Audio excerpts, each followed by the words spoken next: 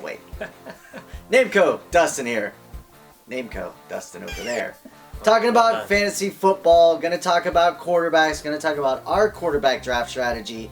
And we ain't the kind that says you wait forever on a quarterback. That's, you hear that quite a bit. We don't think that's right for various reasons, but we'll get into that. But first, talking about DraftKings, if you haven't signed up yet, go ahead, sign up, use the promo code FST, or follow the directions with clicking the card or the link in the description.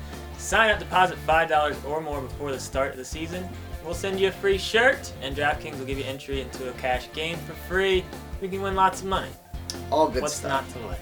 All right, let's talk about quarterbacks. And first, if you've watched any of our other videos or been in the forums or on the site, we are okay with taking quarterbacks early, but we're okay with taking two quarterbacks early only, and that is Luck and Aaron Rodgers. And when I say early, they are first rounders for us. You can take them in the first round, and we're not totally upset with it, and that's based on consistency. The fact is, every single week, these guys are going to be extremely solid, where even some of those other quarterbacks that you're happy with are going to have some down games, and consistency is too far overlooked in fantasy whenever people are looking at just, the total stats that quarterbacks did last year. And another big important thing with quarterbacks is looking at settings. If you're in a 6-point passing touchdown league, or a league that counts like 1 point for every 10 yards, bonuses at 100 and 200 or 300 yards, things like that, that can make a real case why you're going to take Andrew Luck number 1 overall. So certainly keep that in mind. And last thing real quick with that, 6-point passing touchdowns hurts the running quarterback that gets the rushing touchdowns.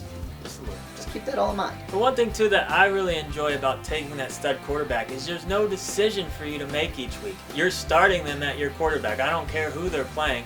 You're going to start them. So what that does on draft day, it gives me the confidence to only take one quarterback.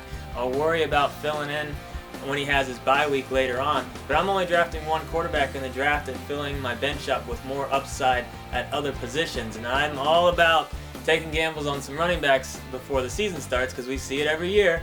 2 or 3 guys that were late round picks end up being top tier running backs. And we got 6 guys that are kind of in our you only take the one quarterback no matter what situation. And that goes from, Andrew Luck, who's our number 1 guy, down to Big Ben. And Big Ben's ADP is hovering around 50.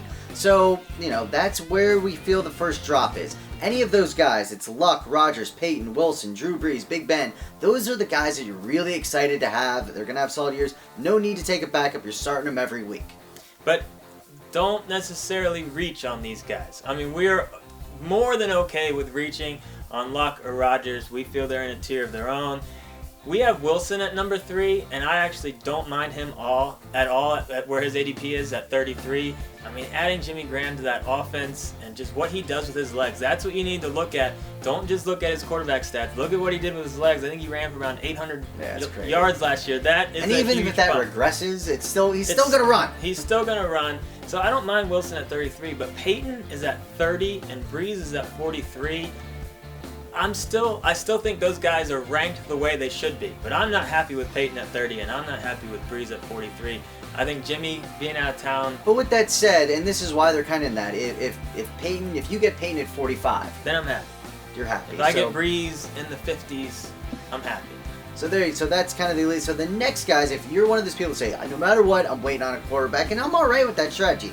Not at all hating on that. You build up the rest of your roster. But if that's the case, then we have like 5 guys. It's kind of the next break, and that's, Ryan, Cam, Brady, Eli, Tannehill. Then after that, we feel there's another drop-off. So you have to know that Eli, Tannehill are going around pick 90. So again, that's what you should be looking at. And the guy there I want to kind of highlight real quick is Brady. He's really interesting. As of now when we're shooting this, they might be going to court and things like that happening, which means he might play the entire season. He might get an injunction, it's going to last. So I think he could be incredible value. If I'm drafting now, he's certainly out of this group a guy that I'm looking at like, ooh, I'd love to get him.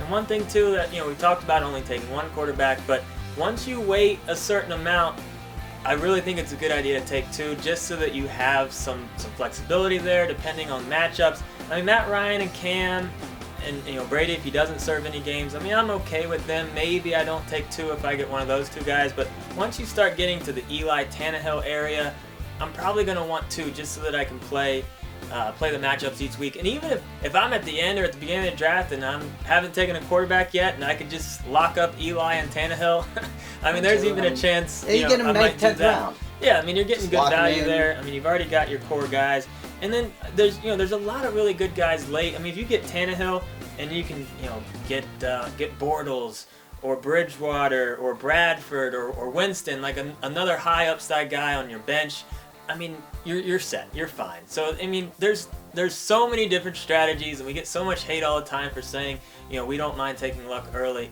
but there's many different ways to build a championship team. And we're just gonna say right now, we are gonna do a 2 quarterback league. So those guys that Dustin just mentioned Or have video. Yes, are gonna have more value, obviously, in 2 quarterback leagues.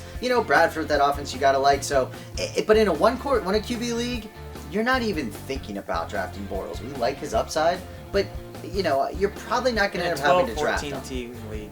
Yeah, maybe 10-team league. He's going undrafted, and we still like him. So we are a big fan of the 1 quarterback, like I said, elite. But the Eli Tannehill, that's a perfect thing because the rest of your roster should be solid at that point.